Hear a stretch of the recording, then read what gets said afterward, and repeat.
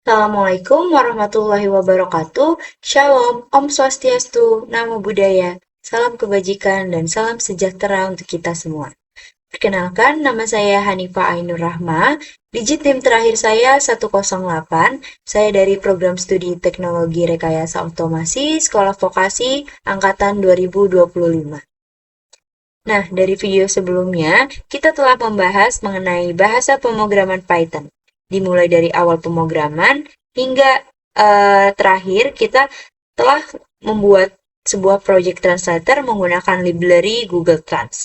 Pada kesempatan kali ini dan pertemuan kedepannya, kita akan belajar bersama-sama bahasa pemrograman yang baru, yaitu bahasa C++, yang dimana pemrograman C++ merupakan seanggota keluarga dari bahasa C itu sendiri, yaitu ada bahasa C, ARP, C++, dan juga yang lainnya.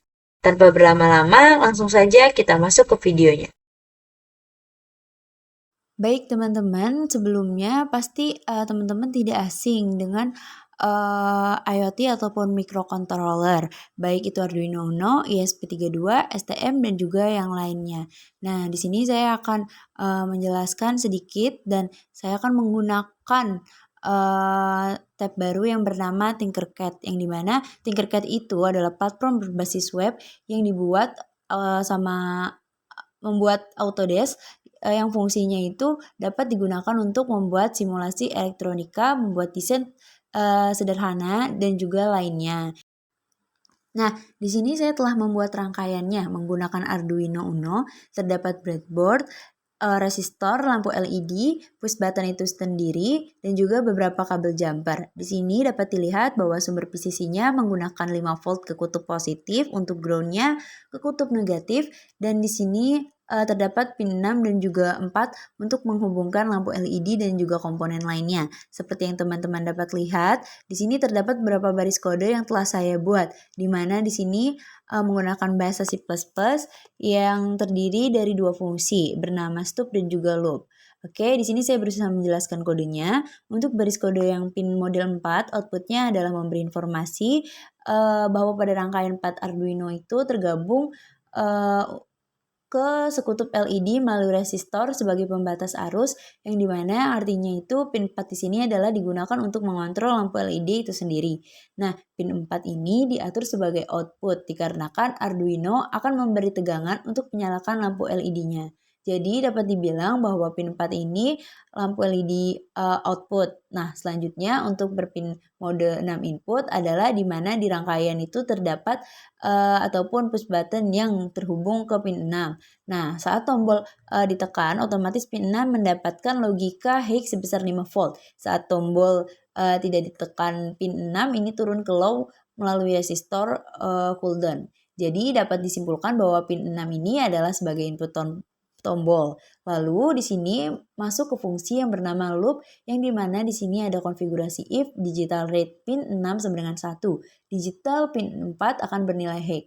Nah, dari kode B ini fungsinya adalah membaca kondisi tombol, yang dimana digital 6 itu akan membaca 1 bernilai high ketika tombol ditekan ataupun 0, dengan kata lain low saat tombol tidak ditekan. Kemudian di sini ada digital W4 high dan digital W4 low, yang dimana ketika kondisi pin keempat itu high, maka 4 akan diberikan tegangan sebesar 5 volt, maka lampu LED akan menyala. Sedangkan jika tombol dilepas, maka akan diberikan nilai low, yaitu pin 4 menjadi low sebesar 0 volt, yang dimana ampulatnya adalah akan mati. Jadi kesimpulannya, saat dia tombolnya ditekan, lampu light akan menyala, saat dilepas lampu light-nya itu akan mati. Begitu jadi dapat dikatakan bahwa bahasa pemrograman itu dapat diintegrasikan ataupun diimplementasikan dengan sistem hardware atau microcontroller. Contohnya di sini adalah menggunakan Arduino yang berfungsi untuk menyalakan lampu LED menggunakan button push button itu sendiri. Nah, begitu teman-teman. Itu penjelasan dari saya mengenai Tinkercad ataupun implementasi integrasi dari bahasa pemrograman C yang digunakan dalam penulisan sintak. Selanjutnya saya akan melakukan pencarian, yaitu blocking developer yang di mana Google Blocking ini adalah library yang bersifat open source dari Google itu sendiri untuk membuat antarmuka ataupun visual programming berbasis drag and rocks, yang dimana mungkin beberapa teman-teman sudah melihatnya dalam beberapa software ataupun aplikasi seperti Meetup Inventor, Code ROG, Stretch, Tinkercad yang tadi sudah kita demokan, dan juga yang lainnya. Langsung saja di sini kita buka ya teman-teman.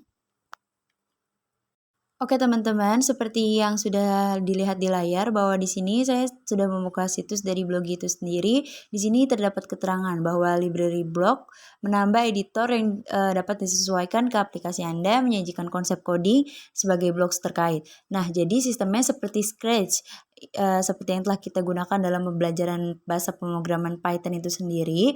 Nah, di sini teman-teman dapat melihat beberapa blok yang ada di layar, seperti ada set count repeat. Di sini ada kondisi count lebih kecil sama 3, ada yang dieksekusi mencetak hello, dan juga ada yang lainnya. Di sini dapat dilihat keterangan bahwa terdapat blok untuk logika, loop, matematika, teks, this, variable, function, dan lain-lain. Di sini juga terdapat beberapa drop-down, yaitu terdapat beberapa pilihan bahasa, ada JavaScript, Python, PHP, dan Lua. Nah, untuk contoh kode bawaan dari blok itu sendiri, itu di sini seperti yang saya baca bahwa dia memiliki suatu variabel bernama count yang akan diset menjadi 1. Kemudian masuk ke perulangan ataupun loop yang telah kita pelajari, dia akan mengulangi kodenya itu ketika nilai count itu lebih kecil ataupun sama dengan 3, yang dimana ketika variabel count itu lebih kecil sama dengan 3, maka program akan mengeksekusi program, yaitu mencetak hello world. Nah, selanjutnya di sini ada fungsi iterasi yang dimana variabel count itu diset nilainya diubah menjadi count plus 1. Begitu teman-teman. Di sini bagian panel kiri adalah implementasi sebagai bentuk blok-blok, di mana di kanan adalah bentuk syntax pot di dalam bentuk teks begitu. Jadi di sini terdapat opsi bahasa untuk JavaScript. Seperti yang kita ketahui bahwa untuk membuat variabel kita dapat menggunakan varlet ataupun const, tetapi di sini menggunakan variabel bernama count. Count variabel ya tadi diset menjadi nilai 1, kemudian masuk ke perulangan. While count lebih kecil sama 3, maka program akan mengeksekusi dengan memanggil fungsi window array ataupun saat kita coba terdapat alert ataupun seperti notifikasi bertulisan hello world. Kemudian nilai count akan mendapat fungsi iterasi yang di mana count itu berjumlah 1 bertambah 1. Teman-teman, mungkin kita akan membandingkan sinteks Python untuk inti dari pemrograman sama seperti tadi ingin menampilkan teks hello world. Nah, di sini terdapat variabel count, nilai count-nya itu 1, kemudian masuk ke perulangan. Ketika bekerja dengan 3, maka dia akan mencetak nomor yang juga sebagainya. Mungkin sebagai contoh di sini bahasa PHP ya teman-teman. Di sini untuk mendeklarasikan variabelnya menggunakan $, sama dengan 1 masuk ke perulangan, sama seperti sebelumnya. Begitu juga untuk bahasa pemrograman Lua yang mirip dengan Python dan juga DAR. Intinya sama, namun di sini terdapat perbedaan sintaks saja.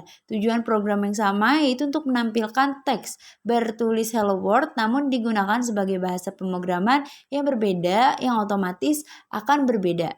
Seperti PHP di sini, dia menganalisasikan atau mendeklarasikan variabel memerlukan simbol $, sedangkan bahasa pemrograman yang lain tidak. Ya teman-teman, langsung saja kita coba untuk JavaScript kita runkan.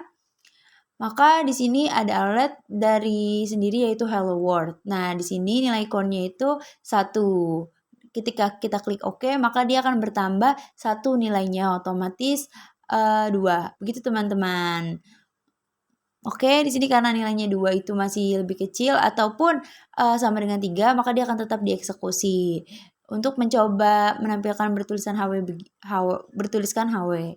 Begitu teman-teman. Jadi dapat disimpulkan bahwa blok ini adalah library of source dari Google yang dimana mirip-mirip dengan Scratch lah. Nah, di sini ada proses pemrograman atau the programming process, yaitu problem to solve, algorithm, dan kode. Yang pertama yaitu problem to solve atau menyelesaikan masalah atau tantangan. Yang kedua yaitu algorithm, membuat algoritma untuk masalah tersebut. Yang ketiga yaitu proses pembuatan kode untuk penyelesaian masalah. Nah, selanjutnya di sini saya akan menjelaskan mengenai bagaimana sih kita membuat program dengan efisien, yaitu dengan cara membaginya menjadi beberapa bagian kecil.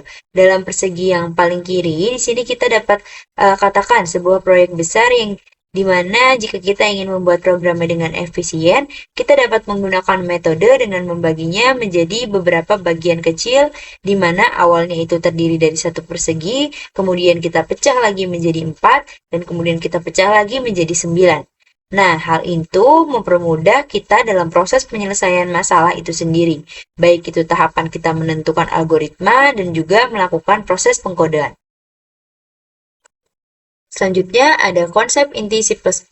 Yang pertama yaitu ada variabel dan tipe data, kedua ada input dan output, ketiga ada struktur kontrol kondisional dan perulangan, ketiga ada fungsi, keempat ada pointer, kelima ada OOP, dan keenam ada memory management.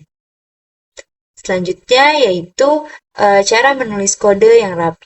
Yang pertama yaitu menggunakan nama variabel yang jelas, yang kedua gunakan identitas konsisten, yang ketiga, hindari kode berulangan. Try don't repeat yourself.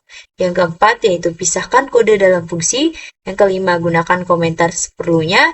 Yang keenam, gunakan const untuk nilai tetap. Dan yang ketujuh, struktur folder yang rapi.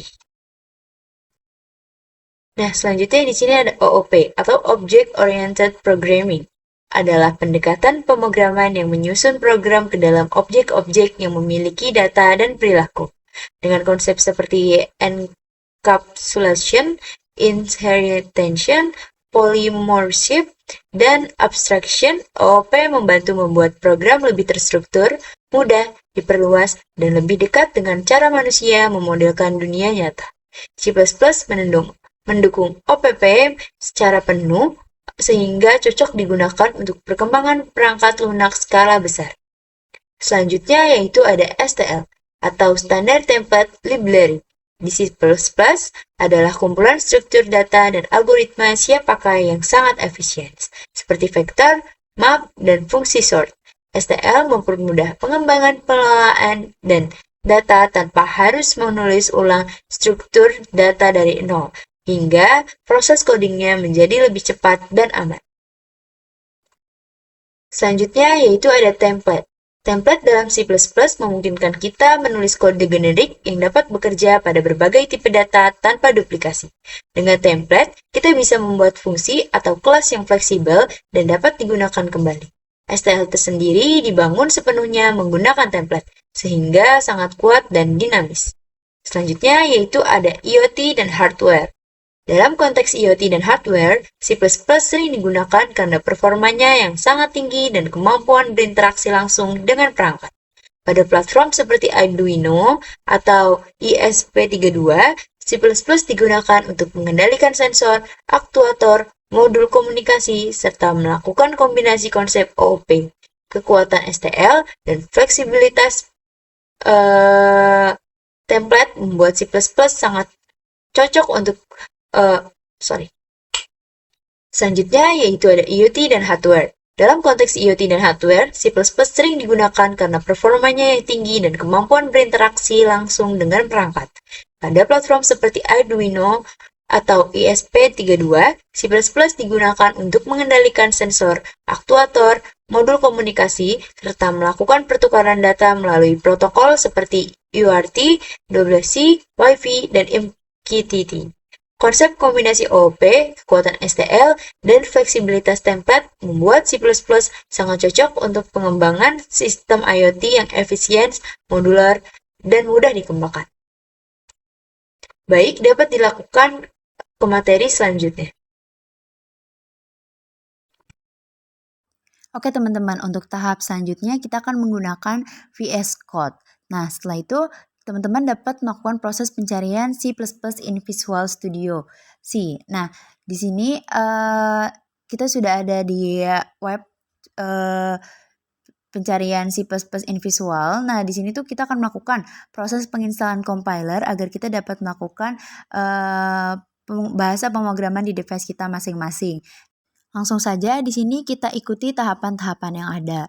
Untuk cara instalasi yang pertama, kita harus menginstal extension yaitu bernama C++ dari Microsoft itu sendiri. Langsung saja saya coba install. Di sini teman-teman dapat menginstal ekstensi bernama C++ dari Microsoft yang sudah terinstall 911 juta lebih. Nah, di sini C++ itu compiled language yang dimana di sini kita harus men-setup environment ataupun lingkungan kerja dari C++ itu sendiri. Nah, di sini teman-teman dapat mengecek apakah teman-teman sudah pernah menginstal basis C++ atau belum. Menggunakan command G, min version, teman-teman dapat menjalankan di terminal Visual Studio Code maupun di CMD. Di sini saya sudah C++ saya sudah terinstall. Oke, di sini saya akan menggunakan CMD saja. Di sini sudah terbuka. Langsung saja kita ketikkan komennya yaitu g++ spasi dispersion. Nah, di sini terlihat bahwa output G plus is not recognized yang dimana artinya di dalam device ini saya belum terinstall compiler C++ itu sendiri. Nah, jika kita tidak memiliki compiler sebelumnya, kita bisa menginstal compiler menggunakan MSFC ataupun MGW untuk kita akan menggunakan MinGW saja. Langsung saja kita klikkan di sini, kita diarahkan ke link dalam menginstal MGW itu sendiri. Di sini klik saja bagian direct link to the installer. Maka di sini akan menginstal aplikasi bernama MS2. Kita download saja dan kita tunggu sampai proses instalasi selesai. Nah, setelah menginstal MGW itu sendiri, di sini juga saya akan menginstal coba runner. Nah, di sini kita ikutin aja step-stepnya sampai coba runner ini ke download. Nah, di sini kita sudah berhasil menginstal MinGW. Nah, ketika kita membuka file exe-nya kan proses instalasi. Kemudian setelah proses instalasi, ketika kita harus memberi komen yang ada seperti ada dokumen resmi ini sendiri yaitu menggunakan fungsi PGM dan sebagainya. Di sini kita copy saja, kemudian saya akan melakukan proses instalasi software MSJS32 ini. Ini kita next-kan saja. Oke, untuk selanjutnya kita ikutin aja apa itu prosedurnya dan jangan lupa ikutin yang ada di web itu, tinggal disalin lalu tinggal di next-kan aja seperti pada video. Selanjutnya yaitu kita cek CMD lalu kita salin dari web tadi itu, lalu kita cek di CMD apakah program yang sudah kita install itu sudah terinstall di perangkat kita atau belum. Oke, dapat dilihat di sini bahwa penginstalan sudah selesai. Setelah itu kita lanjut aja masuk ke VS Code. Lalu kita di sini saya akan buat kode pemrograman Hello World untuk mencoba apakah yang sudah kita install itu sudah berfungsi atau belum. Di sini ada include your stream using space std in mind blah blah blah count hello world dan return. Nah, setelah kita bikin kodenya, kita lihat dulu apakah kode kita itu ada yang salah atau enggak.